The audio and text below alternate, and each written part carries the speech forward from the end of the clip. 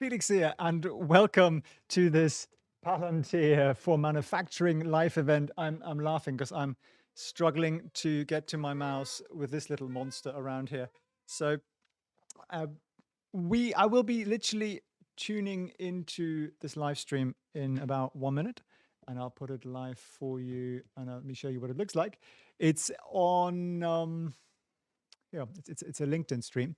So we see what that would be like. It's probably going to be quite techy, but I think it's going to be interesting. I like these techie events. 260 people here waiting so far, plus us. So I appreciate you tuning in. Palantir today, one of the very few stocks that are actually in the green. Literally out of my screener here, one of the top 3 stocks or so that are actually up today. Obviously, everything else having a pretty horrific sell-off day today. That's just the way the market is sometimes, swings and roundabouts. And also JD reporting really hit the Chinese equities pretty hard today. I didn't listen to the earnings call, but some of the quotes are pretty unpleasant from that. I mean, they use language you should not use on an earnings call unless you want to crash your stock. So none of this, of course, is financial advice. I must always throw that out there. So, come to your conclusions in all that. I also have prepared for you the Goldman Sachs top 50 high dividend growth stocks that they say are oversold. It's available at felixfriends.org/50. Here's the benchmark. All the key data for all the key stocks that they say are exactly what I just said. The 50 high dividend growth stocks selected by Goldman. So check that out. Why is the market selling off? And I'm going to keep an eye on this presentation here. It's going to kick off actually, we got 15 minutes, so that's brilliant. We have a little bit of time to chat before we get into that. Why is the market selling off? Well, I think there's a number of factors here, really. One is the market overall. We've got oil concerns, we have Ukraine concerns, we have super high inflation numbers, and all of that is not great for particularly growth stocks, and people are just sort of getting a little bit worried. There's basically all of that. And then you also have JD.com, which is a very important Chinese company, and who are basically saying, look, we've got massive headwinds from the economy, from the macro, not from us, and revenues are slower than ever before. Essentially the Alibaba story, but people were kind of hoping that maybe they could do it better, and they didn't. So the whole Chinese equity space getting severely punished here today, which doesn't really make a lot of sense to me. I mean, TAL is down 16%. This is basically a business that has no profits and no real route towards profitability, and then sells off, moves the same amount as NEO, 14% down. Does that make sense? No, it doesn't. And that's just the way the market moves in the short term. It doesn't make a great deal of sense. And that's why it's more important than ever to understand the fundamentals. I mean, look at the core numbers of your stocks, understand what your portfolio is really made of in terms of margins, ROE, quick ratios, PEs, forward PEs, sales growth, earnings per share growth, all that stuff, insider ownership and so on, institutions. That's really what you want to keep track of. And then, start recording it. Like literally, put your portfolio in here and then write down here at the top the key indicators that you care about, the margins and so on, and then write down, this is what it was in March. And then you go look at it in May and you say, this is what it is in May. And that way you have a track record of what's actually going on here. And that's what I'd recommend you do. So for that, you can get your hands on this sheet to track not just your portfolio, but you can also use it as a benchmark research. You can make several copies of this if you like. So head to felixfriends.org/Patreon down below. And it's about 20 cents to join us. You get all the other marvelous stuff as well, of course. But this sheet is part of that. So join us for the year, get an extra month off as well. Glenn said the SEC want the first 5 companies and the holding foreign companies accountable act. YUMCBGN is that okay? Thank you very much, Glenn, for throwing that out there. Let me pull up Reuters here. I have not been reading the news for the last 2 or 3 hours. Maybe we should Google that. But I mean, even then, they still have 3 years, right, to comply. So maybe it's just a kind of a warning shot as part of the negotiation that's going on with Chinese regulators here. So Holding Foreign Company Accountable Act. Let's see if we can get some news on that. Can we Google? Forbes, US listed Chinese companies react to today's HFCAA announcement. Okay, let me have a look at that. Thanks very much for showing that out there, Glenn. And Mark asking, has high inflation an impact? High inflation has an impact particularly on growth companies, on those companies who are not profitable yet, and those with future profits. That's basically what it says here. But this morning, the SEC identified 5 US listed companies for failing to comply with the Holding Foreign Company Accountable Act, and they could be delisted in 2024 for failing to allow the PCAOB to access their annual audit reviews. Okay, interesting. So this is the first time we've seen them actually identify anybody. Why were these 5 companies identified? Not sure, though a slow release of names would be unfortunate versus just pulling the Band-Aid. We are transitioning out of US Chinese. So, okay. So actually, the Neo Hong Kong listing is rather timely, isn't it? As there are, something like, how many stocks are there in,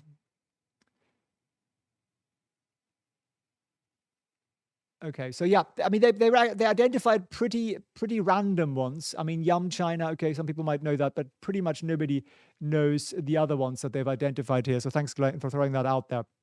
And so it's definitely a space to watch. This is obviously politics, so we have to see how the politicians solve this. That's the only solution to this, by the way. While I'm clicking too quickly here. Palantir, one of the very few stocks today that are actually in the green, together with Amazon on the news that they're doing their stock split, and Netflix as well, and Pfizer up just a touch. Everything else is pretty much down. Well, CrowdStrike, of course, up. But that's pretty much it. So we've got about 10 minutes here before this live event kicks off. So if you have any questions, if there's anything you want to talk about regarding Palantir, feel free. This is the time and the place to do it. I'll show you also my Palantir. This is my Palantir options trade at the moment, which is looking just beautiful. And you see that? It's right bang in the middle.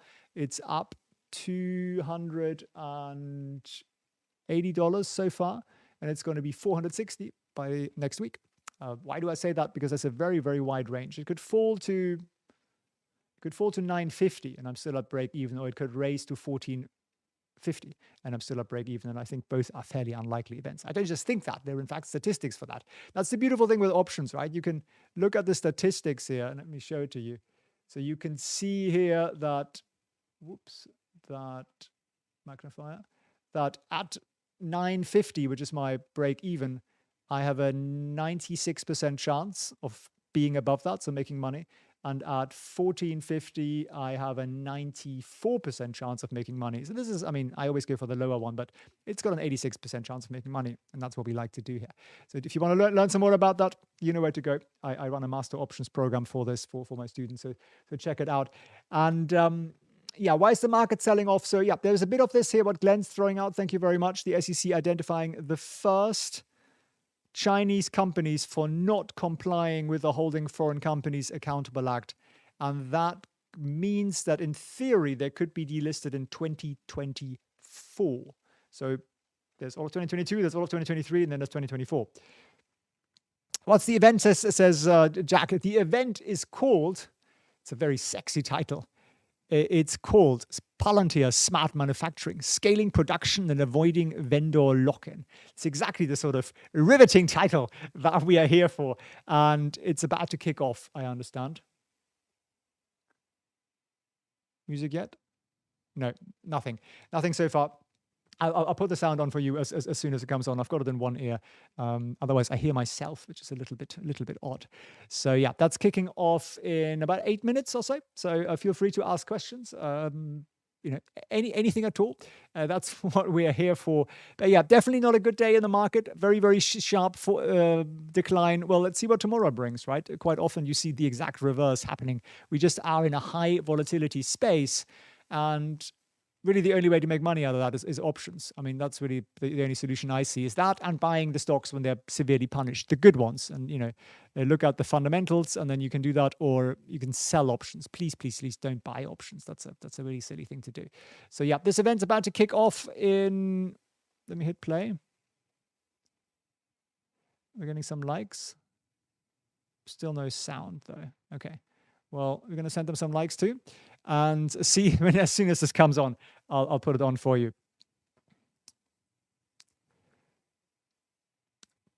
You bought some Teladoc today and some DraftKings today. Okay, I think I'll probably be buying my core stocks tomorrow. I know I'm an incredibly boring investor at times. I've literally, for the last 13 months, pretty much bought the same portfolio again and again and again and again and again and again, pretty much every 2 or 3 weeks, sometimes every week.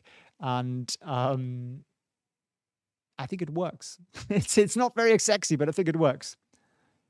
Can we have a Palantir party where millionaires? Absolutely. We should have an in-person party, in Miami or something. I think that would be fun. I'd be super happy to do that. Okay, we can see we have got some people tuned in here, which is nice. We're seeing some likes and people on the LinkedIn chat here as well. So let's see what actually happens. Still haven't got no sound yet from them, but they're not late. They are 7 minutes early.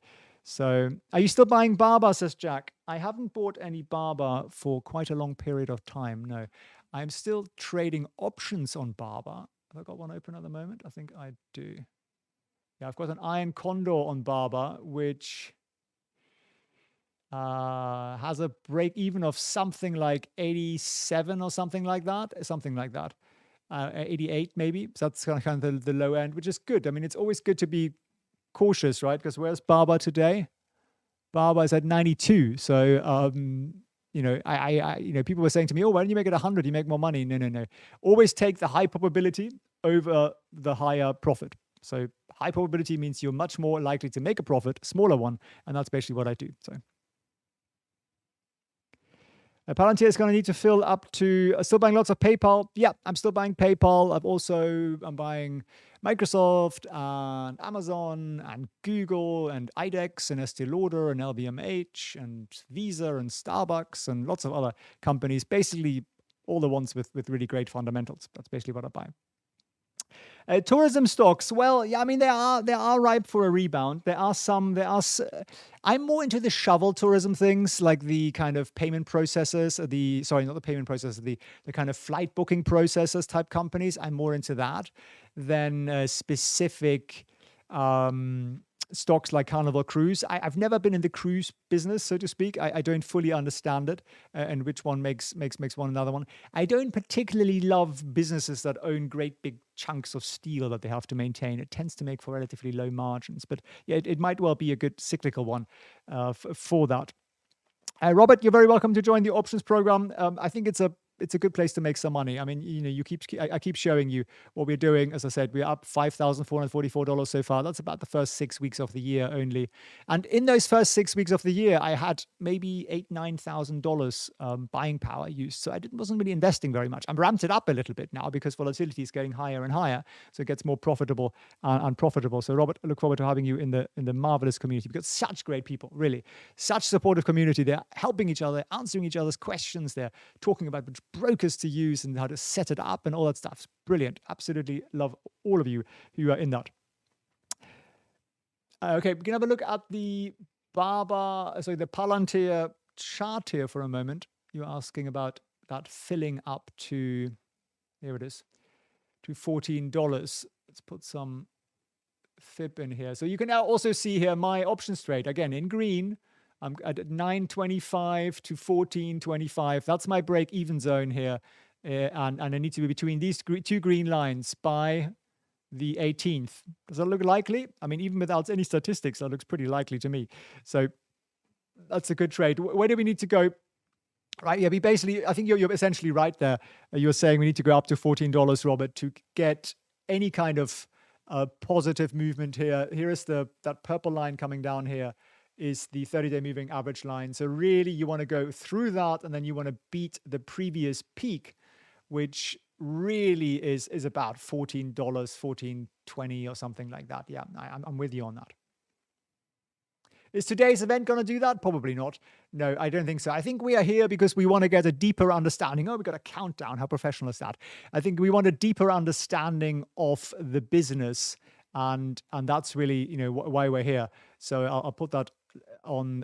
I'll put the sound on for you in just a moment. There is no sound yet, so as soon as there is, I'll put it on and I'll zip it, and then we'll do a little recap at the end. We'll have a bit of a chat about it. Love to hear your questions and your thoughts, and then we'll wrap it up from there. Gorilla thought that $18 neoputs were high probability. Yes. Well, let's see what tomorrow brings, and we can always fix things, right? We could sell a call, or we could roll it over. The things we can do. We just have to think about that one carefully, and I'll be doing that tomorrow for sure to see what the market brings. You might wake up and it's 6% up again. You just don't know. It's a high volatility market, and that's why it's a very profitable one as well. Say 1 minute 47, 46, 45, 44. No, I'm not going to do that for the next minute and a half. That would be really silly. So I appreciate you joining. I always think it's fantastic to join these events firsthand and get like real firsthand information rather than just, the 300 words you read somewhere on social media or on Reuters or something. This probably isn't going to get covered by the major news. It's a little bit too niche. I've seen some of these before. They can be a little techy. They can be quite low tech in a presentation, like two people sitting in a broom cupboard and just talking to us. And these are probably just Palantir employees. I don't know who's going to be on here. So it's going to be an interesting one to see what's happening here. But yeah, it's essentially, here we go. The Edge AI, Sam Woodward, who's a lady, and then Joe Savage, also from Edge AI and IoT at Palantir Technologies. So it'll be super interesting to see what they have to share with us here. Why is Barber getting crushed? JD's earnings were pretty horrific, not horrific, but not great. And they made some comments about, headwinds and things slowing down and it's challenging and used all that kind of language. So they're basically just, the whole thing is down. And then also the SEC today has notified 5 Chinese companies, so you've probably never heard of, that they are not in compliance with the Holding Foreign Companies Accountable Act. So that in theory threatens 2024 delisting for those. So the question is, are they working through the whole list of Chinese ADRs, or is this part of the negotiation that we know is going on with the Chinese regulators? Fox, no, you're not late. Remember to smash the like button. Says yes, can do. Yes, please. We could do with another 60 or 80 likes or so here. It's now a good time for selling Barber options. It can be. I mean, we've got. Oh, sorry, we got to go live here.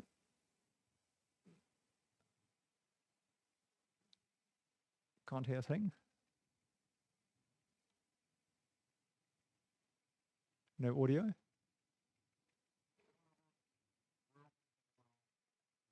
I'm Joe Savage, Industry 4.0 lead here at Palantir. And today we're going to be talking about, on the smart manufacturing side, scaling production and avoiding vendor lock-in. Today, I've got the wonderful Sam Woodward and Joel Markham with me. Over to you, Sam, to intro yourself. Nice to meet everyone. I'm Sam Woodward. I'm a product manager at Palantir on our Edge platform team. I have had the distinct pleasure of working across government and commercial in my time here on a variety of different topics, many of which will be relevant today. So excited to get into it. And then Joel, you want to introduce yourself? Yes, thanks, Sam. Joel Markham. I'm a forward deployed architect here at Palantir. Work extensively across the commercial and government sectors. And everything's from subs to satellites, and happy to be here with my esteemed colleagues. Excellent. So what I've got for you guys today is a set of questions that I've come up with around this topic. And we're going to keep it conversational. I don't want to show any slides or any videos or the likes. I want to make sure that, we get into your guys' real experience when it comes to smart manufacturing. So, first question to kick us off. I read an article recently from A3, that's the Ann Arbor-based Association for Advanced Automation, and they revealed a record-breaking year for robot sales in North America for 2021. This was as manufacturers continue to accelerate their adoption of advanced technologies and automation to make up for the lack of human workers. Now, that was a quote from Industry Week. So, at this kind of hyperscale, especially as production shifts back home, what kinds of roadblocks do you think manufacturers may hit? Yeah, there's a couple pieces to that question, Joe. So let me start with saying that it's crazy. It's a crazily complex environment. When you start thinking about sensors, actuators, PLCs, SCADA systems, historians, the list goes on and on. I think we'll start with some generalities. I think if you look at the physics of the problems they're dealing with, you mentioned robots, robotic controllers, and things like that of that nature. Latency matters, so they've got to make some decisions on where the compute happens and where the analytics happen, because they may have to make a decision in a relatively short order. The other is, like regulatory. If you're doing pharmaceutical manufacturing, you're dealing with the FDA. So there's all sorts of things that get introduced into the engineering process and operations that just have to occur. And, security, cross-cutting concern when you start looking at, hey, you have to protect your IP, depending on what you're doing. Some of that's very, very sensitive. And, cyber resiliency is something that just everybody has to deal with in today's day and age. And I think lastly, there's no such thing as like a homogeneous manufacturing plant. Like, things evolve over time. And so they have to deal with a lot of legacy systems, and it's constantly changing. And they have to address all the things I just talked about without getting locked into a vendor platform that narrows their future optionality. I think just finding that path forward while addressing all those is super important. And so you gotta make buy, and you gotta make some smart decisions, and then focus on what your differentiation is versus, all that plumbing that I just talked about. And Sam, maybe you have some other thoughts. Yeah, I think they're red box challenges, whatever you want to call them, but I think it can be hard to operationalize some of these new data streams as they come online. I mean, we've seen things like you're dealing with data scale. A lot of these machines might have hundreds to thousands of sensors. They might be recording at sub-second frequency. That's a sudden influx of data that you may or may not be used to dealing with. There's sort of different data flows. So we might see stream processing, where maybe primarily you've dealt with batch processing in the past. And I think sort of different environments, like we've been talking a little bit about edge versus cloud, and like how do those two environments interact. I think it's also, kind of once you have the environments in place, figuring out like, how do you do model development? So do you do, where are you doing it? How are you doing the deployment and the management of those things at scale? How are you making sure that you're actually getting the models that you want into production and getting the value there? It's a difficult thing. And I think a lot of people are starting to run into this and starting to realize, there's a ton of value that you can get from this, but managing it is not always easy. Makes total sense. And I think on that note, I'm going to mix up my second question slightly. So I've seen a lot of smart factory, future factory, smart production, smart manufacturing initiatives in the field.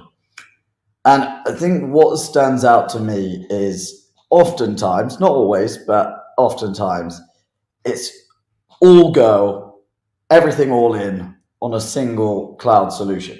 Now, just feel like you can't forget your MES, your ERPs, your historians, all the operational technical hurdles you guys have just spoken about.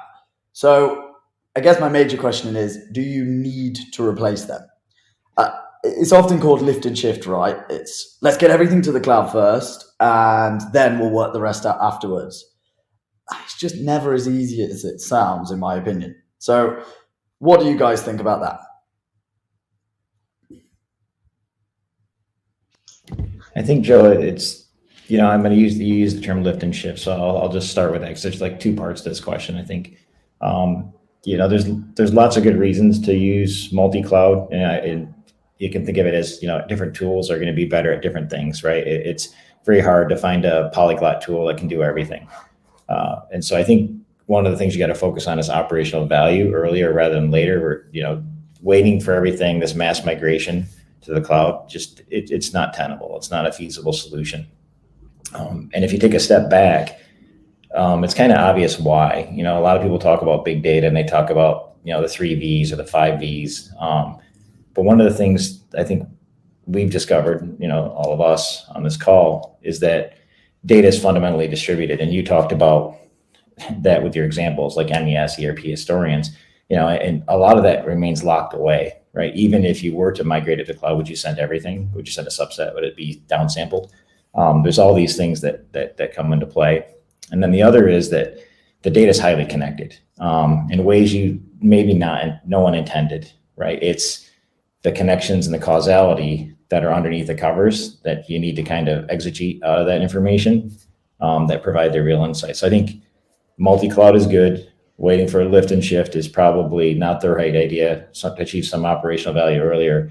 And then just to cap it all off, with respect to those insights on data, I think if you have access to tools that give you the ability to take that disparate data, harmonize it, augment it with analytics, it's going to give you the ability to make decisions sooner. And I think that's of more value than lifting and shifting everything to a single cloud provider.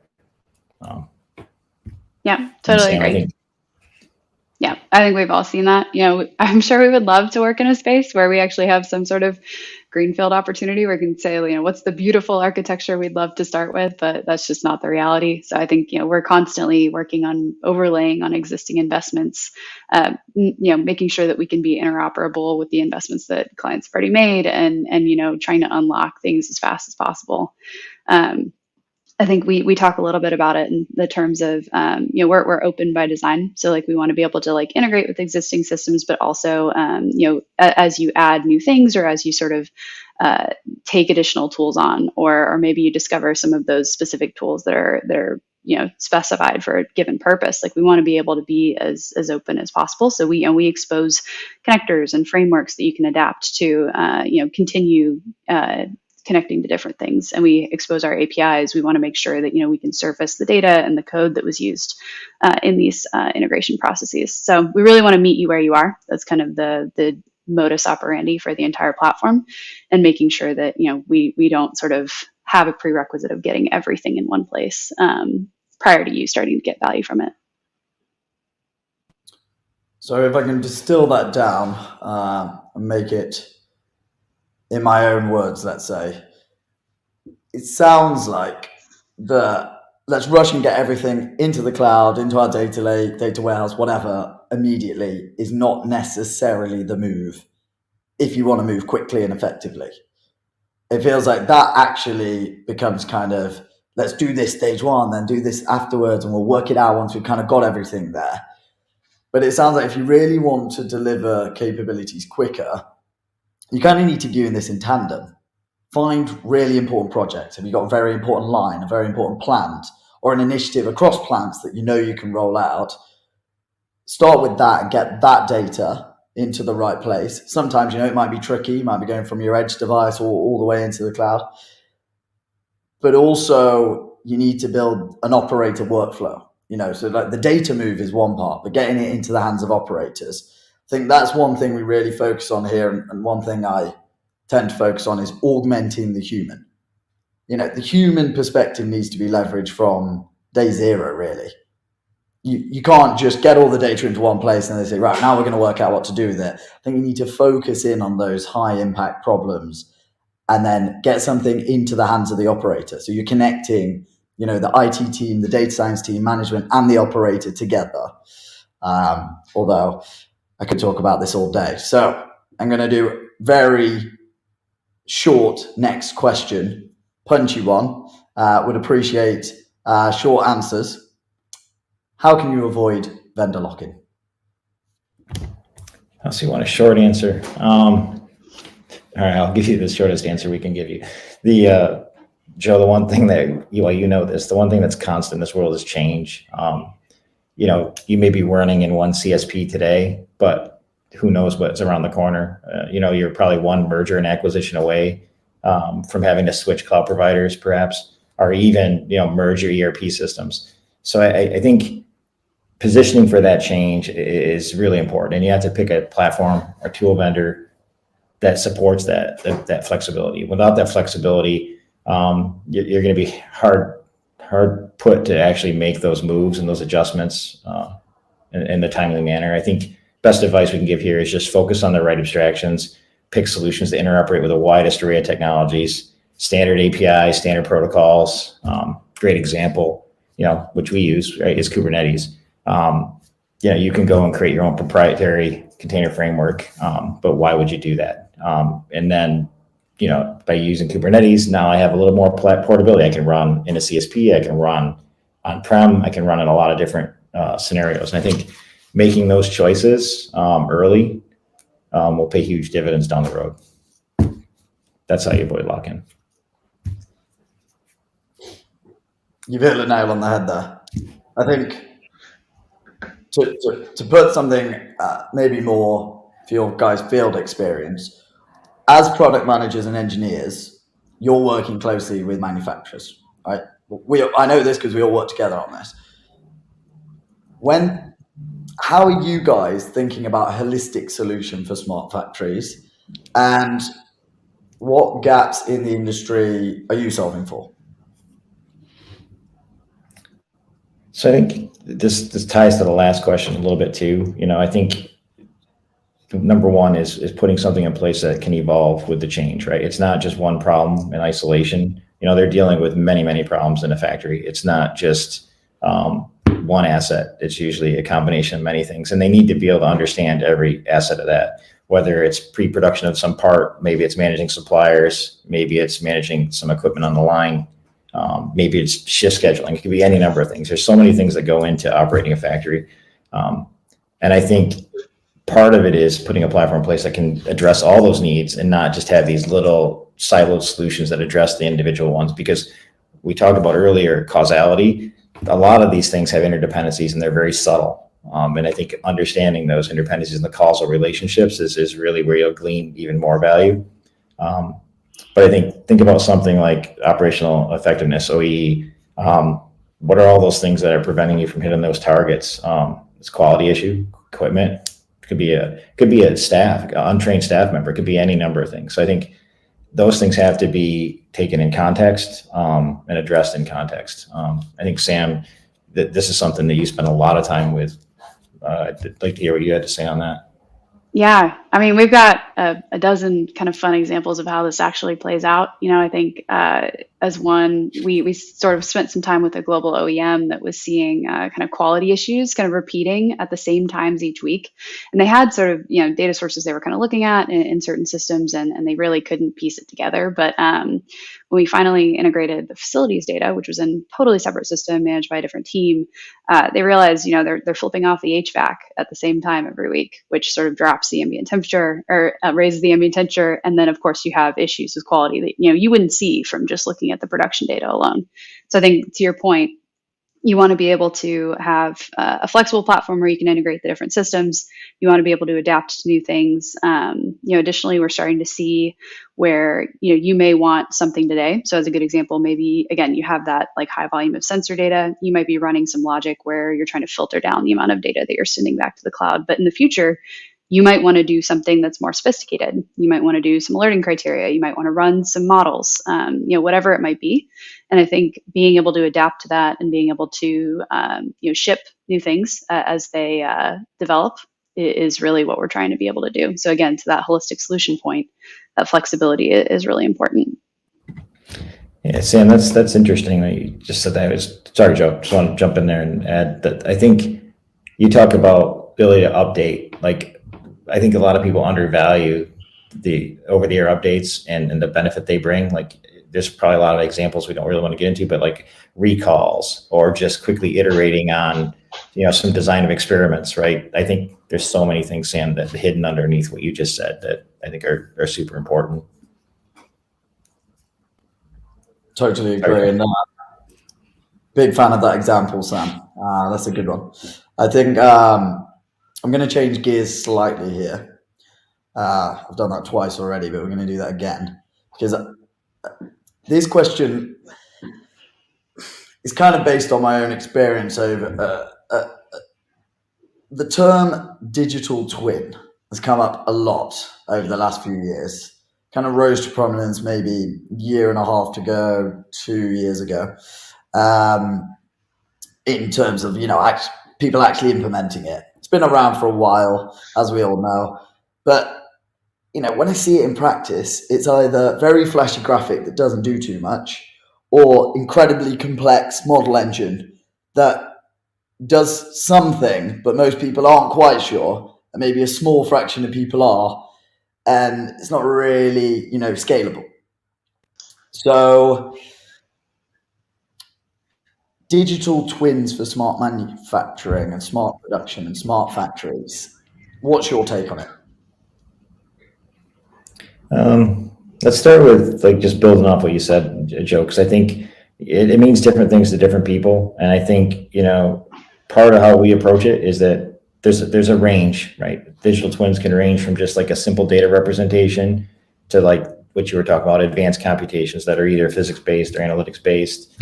But it really does start with a strong data foundation because all things bridge off that. So there is some truth to what you were saying. You start with a simple data representation and you want to evolve and grow and mature into something with some computational representation for the behavior of whatever that asset or process is. And the reason for that is those digital twins can be used in simulation, what if analysis, whether it's for prediction or lifing or whatever you might want to do. That's really where the value is in the digital twin. And I think part of the challenge that people have is, building one model's relatively easy, but chaining models together, right, that are disparate, that use different pieces of data, require, a semantic model that requires the ability to chain things that may be running on HPC, high performance compute, a machine learning model with, maybe just some real-time streaming information from the device itself. So there's a lot of requirements on a platform to truly support digital twins. And I think it's something the three of us and the people we work with have strived really hard to do. And I think that's really, to me, that's what a digital twin should be. And I think that's why it's so hard for people to come to a common understanding what it is, because very few platforms can do all of those things. Yeah, and I think we often define digital twin almost by what it does. I think for us, it's a lot about the decisions and the decisions that you're able to support, right? So being able to take a bunch of different inputs, understand the system as a whole, and understand how any changes that you might make to that system, either in real time as you're having to make them, or ahead of time as a preemptive move, could affect the things that you care about. And I think, again, to Joel's point, that could be really simple, but it could be also incredibly complex as you start to build in these models and the relationships between them.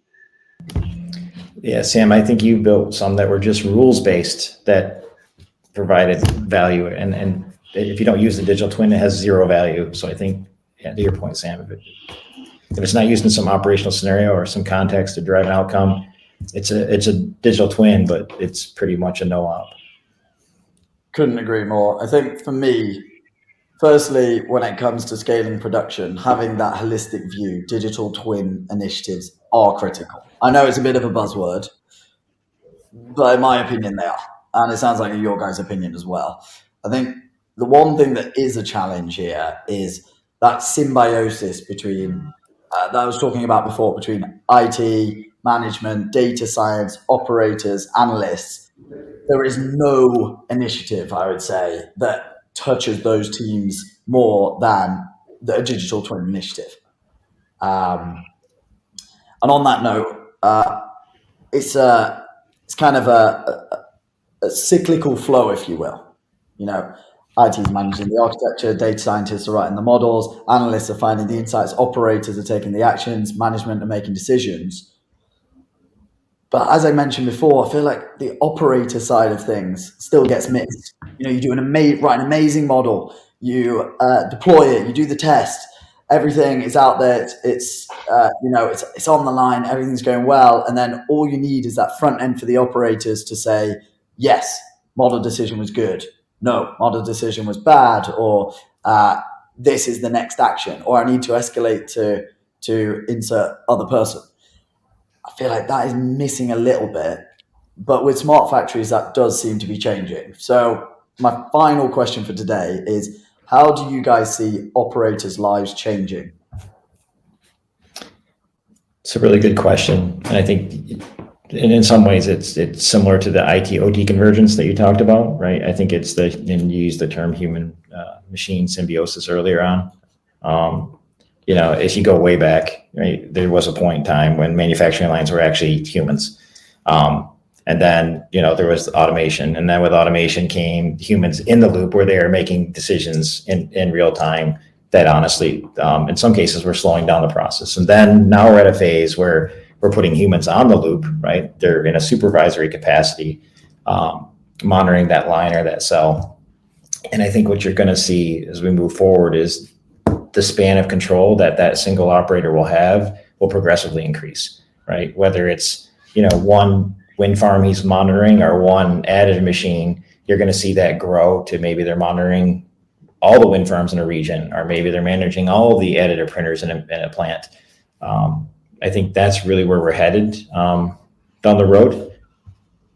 And I think that part of understanding that, if you understand that, I think you end up having to think about how the operator is going to interact with the system, but also taking into account all their subject matter expertise. And I think, Sam, you're a big proponent of this. with respect to ML. So maybe you want to jump in there. Yeah, I mean, absolutely. I think, we hear a lot about like, oh, lights out facility or running headless. Like, I think there's, some things that can operate that way, but to your point, I think what we're seeing in the field is a lot more around sort of this expansion of supervisory control versus sort of taking people out. Like, there's a lot of really interesting knowledge that isn't necessarily captured by a model. And I think like we want to be able to, make people more efficient. We want to be able to give them time to do stuff that's actually more value additive than sort of having to monitor these things. But realistically, you're not going to immediately replace people. I mean, they're sort of the keepers of a lot of this knowledge that augments these models and sort of makes the process work as best it can. And so when you can free them up to look at, the 2% of inputs and outputs that don't match what you're expecting, that's really what we're trying to do is sort of put their time more in the value additive activities. So we've run out of time here today, but if I can boil it down to 3 things that we've kind of hit on. One is flexible. You need to pick a solution that's flexible to whatever initiative you go forth with, because that's going to change, right? The smart factories are a journey. You might buy this hardware today, but you might be buying another hardware tomorrow. You're doing this application today, but actually you need to do it in this way tomorrow. So point 1, flexibility. Pick something that's flexible. 2 is, I'd say, we've kind of boiled it down to get everybody in the loop.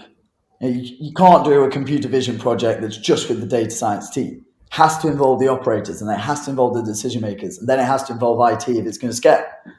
So that I would say is the second point. And I think the third one is there's a rush to get everything into the data warehouse at the moment. I get it, but I don't think, and sounds like as a group today, we all don't think that is the best path. Focus on what matters first, tackle that, and then continue. As I said, it's a journey, step by step. So huge thank you, Sam and Joel, for joining me today. If you enjoyed this session, please feel free to join us for our session next week, which will be retrofitting existing hardware.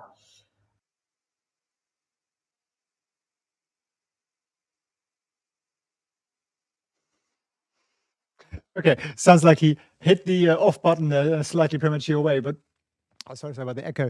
Yeah, interesting. Not quite what I expected. I've seen 1 or 2 of these LinkedIn ones before, and they are always a little bit on the short side of life and a little bit technical. I think it's an insight to what I imagine sales meetings are like between Palantir forward staff and their customers. And I think it's kind of really quite cool that they're giving us this glimpse in. I mean, I sort of feel almost like I shouldn't be on this. I shouldn't have been invited. I sort of think, this is internal, guys. But it's brilliant. I quite appreciate it. It's obviously, if you really want to understand a business that you're investing in, I think it's good to spend a little bit of time and to try to understand what's going on and fight your way through the acronyms, which is, of course, what the industry is. Robert, I want to really thank you here in the live chat for explaining digital twins, for example. I thought that's kind of what it meant, but I wasn't sure. So I really appreciate what Robert said there. Essentially, and I sort of dumbed it down to, have you ever been to an old factory, an old power plant or distillery or something like that, and they have these old screens on the walls from the 80s with like little lights and things? It's kind of that, but clever. That pulls in live data and it shows the controller and the operators, what's going on with the system and so on. So I truly appreciate you tuning in and spending some time on really understanding a business. And that's what I always say is super, super important, is to really get behind it and really understand what's going on. And when you look at growth stocks particularly, you don't have the privilege of, I've got Amazon here, the first row, for example, in our stock tracker. I can see the gross margin is pretty cool. The return on equity is 28%. I've got all these numbers that really mean a lot, right? The quick ratio is great.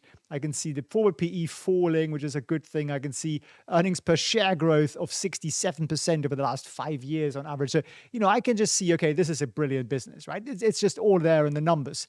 But then you look at a startup and, look at the Palantir numbers. Yeah, marvelous gross margin, but everything else is negative, right? Operating margins are negative, return on equity is negative. So these numbers become a little bit meaningless. And it doesn't really help you very much. Most of the stuff doesn't. Institutional ownership's creeping up, just crept up to 36, in fact. And it doesn't really help you. And therefore, you need to, with growth companies, get behind what the business actually does. And of course, you can get your hands on this sheet and put your portfolio in here in this blue column, and then you can see all the data live.